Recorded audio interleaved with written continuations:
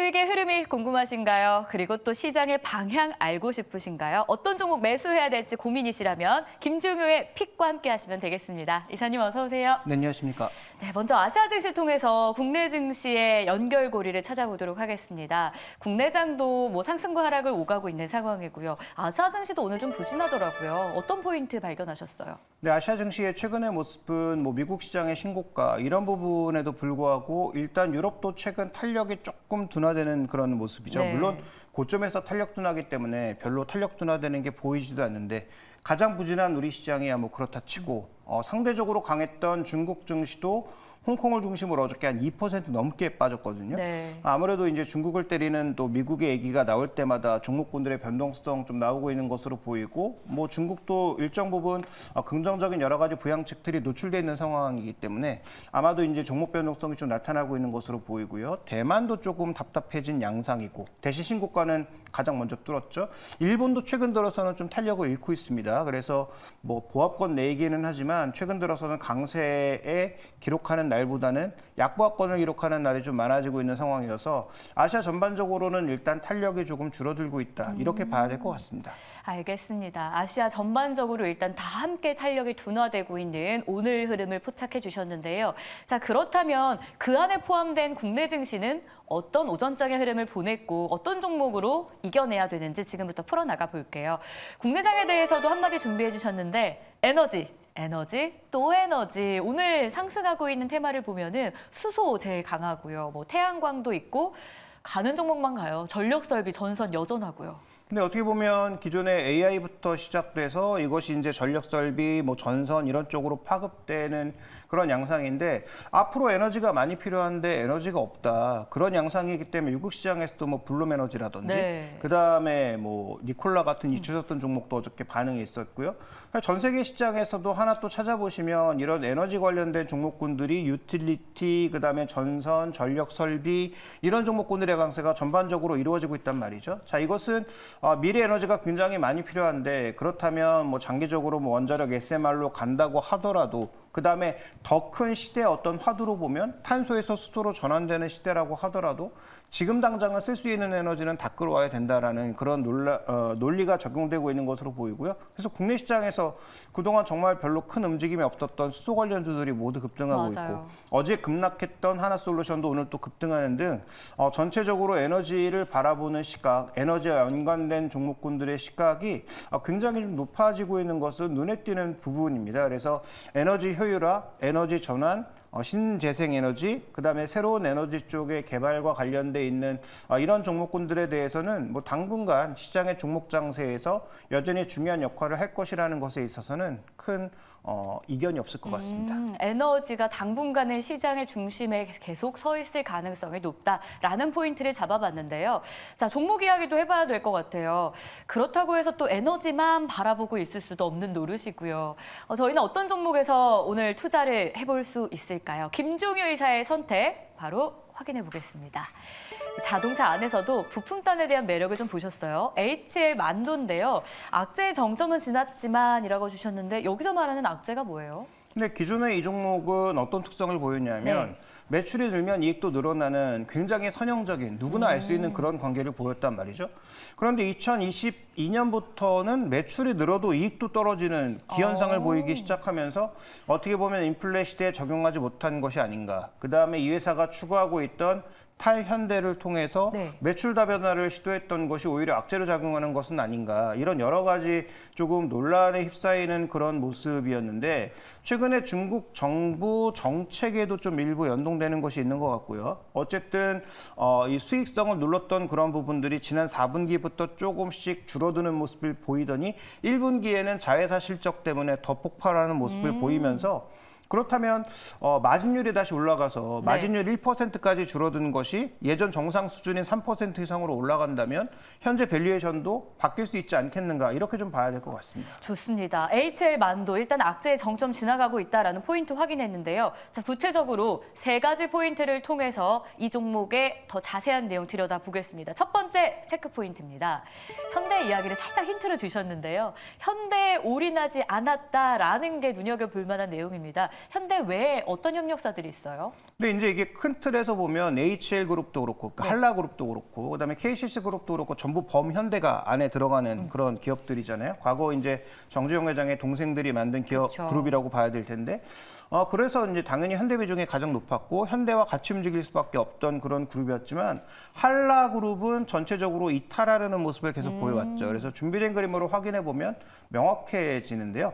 자, 일단 부품단으로 봤을 때도 다양한 부품으로 그래서 우리가 흔히 얘기하는 주행 보조와 관련된 부품뿐만 아니라 여러 가지가 있지만 국적으로 봤을 때도 그렇고 회사별로 봤을 때도 그렇고 네. 현대 비중이 점점 계속 줄어들고 있고 안 그래도 준비하신 그림을 보니까 그 안에 이렇게 동그란 그림 안에 여러 비중이 있는데 국가별로 나뉘어져 있더라고요. 네, 그렇습니다. 그래서 생각외로 지금 보시면 중국 비중이 굉장히 높은 상황이죠. 그래서 기존에 우리가 알고 있던 것은 서스펜션과 브레이크 이런 쪽이 이제 중심축이었다라고 한다면 저쪽에 지금 매출액 비중을 보시면 중국의 GM, 그러니까 GM에 있는 중국 법인입니다. 그다음에 GL이라고 하는 자동차, 장한 자동차, 그다음에 그 외 여러 가지 중국의 로컬 업체들의 비중이 생각보다 꽤 높게 형성되어 있죠. 그다음에 미국의 포드에도 지금 부품을 공급하고 있는 상황입니다. 전 세계에서 과거에는 미국의 가장 큰 자동차 시장이었지만 신차 기준으로는 지금 중국이 2배예요. 그다음에 이 중국의 로컬 업체들이 이 코로나 기간 동안에는 좀 위축되는 모습을 보이고 구조조정을 했다가 작년 말부터 기점으로 해서 지금 다시 폭발하고 있는 게 신차를 엄청나게 지금 쏟아내고 있습니다. 그러니까 이 신차를 쏟아내는 과정에서 지리 자동차라든지 그다음에 뭐 GM의 중국 법인 같은 쪽에서도 신차가 계속 나오고 있기 때문에 그럼 여기에 인벌브하고 있는 만도 입장에서는 현대가 설사 조금 위축된다고 하더라도 저쪽에서 매출이 늘어나기 시작하면서 마진율이 정상화될 수 있지 않을까라는 그런 기대감을 가져갈 수 있는 것이죠. 그래서 원래 갖고 있는 매출도 여러 가지 부품으로 다변화되고 있지만 국적이나 회사별로 봤을 때도 굉장히 현대에 올인하지 않고 다양화되고 있다는 것은 이제부터는 강점이다. 과거에는 현대에 올인하고 있는 기업의 주가가 제일 많이 올랐잖아요. 네. 성화이텍이라든지 SL이라든지 이런 종목군들이 대거 올랐거든요. 근데 지금부터는 현대기아차가 오히려 조금 판매량이 위축되는 건 아닌데 정체되는 모습을 보여주고 있기 때문에 오히려 지금 현대기아보다 더 빠른 속도로 늘리고 있는 기업은 어디인가에 초점을 맞춰볼 필요가 있다. 이렇게 봐야 될 것 같습니다. 현대에 대한 집중력이 조금 더 떨어져서 다른 국가나 다른 회사로 확장을 시키는 HL 만도에 대한 매력을 저희가 차트를 통해서도 확인해 볼 수 있었는데요. 자, 두 번째 체크 포인트를 보시면 또 와닿으실 것 같습니다.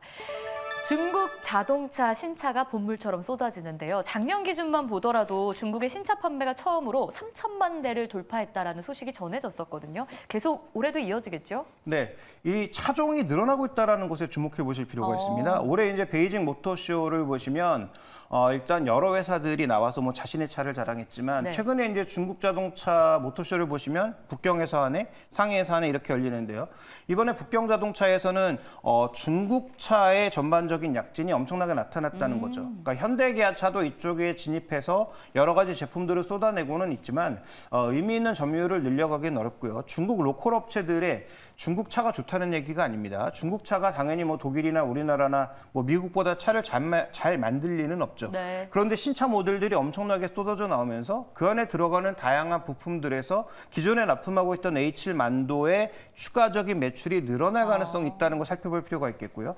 그다음에 중국이 상대적으로 규제가 조금 적다 보니까 지금 자율주행과 관련돼서 3.0을 가장 먼저 시도하고 있는 국가 중에 하나죠. 그런데 지금 만도의 자랑이 뭡니까? 그와 관련된 부품들을 생산해내고 네. 있다는 거거든요. 소위 얘기하는 주행보조, ADAS 관련 제품들이 많기 때문에 이와 관련된 매출이 상당 부분 중국으로 더 밀어낼 가능성이 있다는 것을 고려해 보면 그동안 실적이 나빠서 성장이 둔화돼서 저평가됐던 회사의 밸류에이션을 끌어올릴 수 있는 요인들이 아닌가 이렇게 봐야 될 것 같고요. 그래서 뭐 일부 증권사에서는 하반기 자동차 전체 부품사의 탑픽으로 꼽고 있는 이유가 바로 여기 있지 않느냐 이렇게 좀 보고 있습니다. 알겠습니다. 자, 그럼 세 번째 HL 만도를 눈여겨봐야 되는 이유도 확인해 보겠습니다.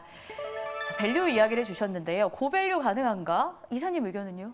네, 고밸류가 가능하지 않지만 평균 회기만으로도 주가의 상승폭이 꽤 남아있다라고 봐야 될 것 같습니다. 과거 이 종목은 뭐 PR 20배까지도 받았던 기업이에요. 왜냐하면 에이다스와 관련된 시장의 기대감이 높았을 때는 엄청난 이제 시장의 기대를 받으면서 자동차 부품사 중에 그 정도의 밸류가 없었거든요. 근데 그 정도를 받았는데 지금 단순하게 PER과 PBR로 봤을 때도 상승 여력이 충분해 보이는데 제가 좀 더 주목하고 있는 것은 준비된 그림으로 확인해 보도록 하겠습니다. 이제 과거에는 우리가 단순하게 뭐 PBR 얼마, 뭐 PR 얼마 이런 얘기를 많이 했지만 최근 들어서는 이렇게 매트릭스 안에 놓고 상대 비교를 많이 하게 되죠. 즉 이 회사가 얼마만큼의 마진을 내고 있는가와 그다음에 PB의 위치는 어디인가 이 두 가지를 따져보면서 지금 투하된 그 자본의 이익률 대비해서 자산 가치가 얼마만큼 부각받고 있는지를 나타낸 표라고 보시면 될 것 같은데요. 자, 이 위에서 지금 이 회기선 안에 들어가 있는 회사는 일본의 덴소밖에 없는 상황입니다. 그 나머지 업체들은 전체적으로 다 저평가되고 있는 상황인 거죠. 네. 저 밑에 현대모비스도 보이고요. 뭐 발레오도 있고 마그나 뭐 이런 업체들도 전부 밑에 있는데 HL 만도가 지금 밑에 있었던 이유는 언급드렸던 것처럼 실적이 과거 대비해서 엄청나게 안 나왔죠. 그러니까 3% 정도의 영업이익률이 1%까지 떨어졌으니까 당연히 안 나오는 거고요.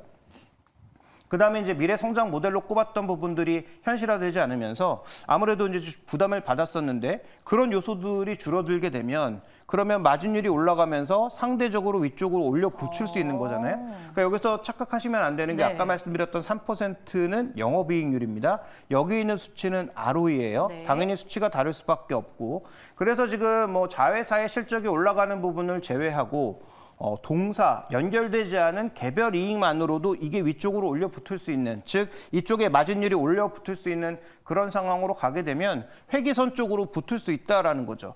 그렇다면 우리가 보수적으로 봤을 때 지금 PB 한 배가 47,000원 정도 내외라고 볼 수가 있겠고 그다음에 올해 지금 추정되고 있는 실적 대비해서 PR 10배가 한 53,000원, 54,000원 정도가 되거든요.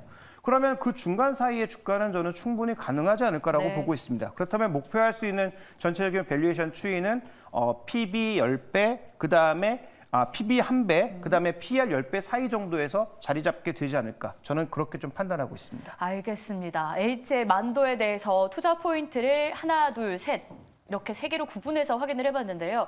자, 그러면 가격 전략까지는 좀 어려울 수 있지만 그래도 저희가 뭐 PBR을 보지 않았습니까? 어느 정도 수준까지 상승하면 적정선이다라고 생각하세요? 네, 이 회사가 마진율이 정말로 크게 올라간다면 네. 저는 그러면 뭐 PR 10배, 그다음에 PB도 좀 더 높여서 볼 수 있는 그런 상황인데 지금은 저는 그 부분에 있어서는 뭐 중국차 쪽에서 좀 더 좋은 모습을 보이고 네. 현대차가 일정 부분 좋은 모습을 보인다고 하더라도 과거만큼 높은 밸류를 적용하기는 어렵다라고 판단하고 있기 때문에 그런 관점에서 보면 PR 9배, 이 PR 9배인 5만 원 정도의 수준이 PB 기준으로는 1.12배 정도 수준입니다. 1.12배. 네, 그러니까 PB 관점에서 보면 그렇게 무리한 주가 네. 흐름은 아니고요. 물론 다른 자동차 회사 부품 회사 대비해서는 높은 편이죠. 그렇지만 그 정도의 메리트를 줄 수 있는 과거에 또 그 정도의 밸류 밴드 안에서 움직였다는 걸 고려해 보면 저는 목표가 5만 원은 충분히 합리적인 목표가라고 판단하고 있고 지금 구간에서의 투자도 저는 크게 무리가 없다 이렇게 보고 있습니다. 네, 지금 자리에서도 투자 무리 없는 HL의 만도였고요. 특히 현대에 집중하지 않았던 이 매력 포인트도 눈에 띄었던 것 같습니다. 중국에서 계속 어쨌든 실적이 또 뒷받침될 가능성이 있다는 포인트. PER이 9배였습니다. 목표가 5만 원 함께 생각해 보도록 할게요. 지금까지 김종효 이사였습니다. 고맙습니다.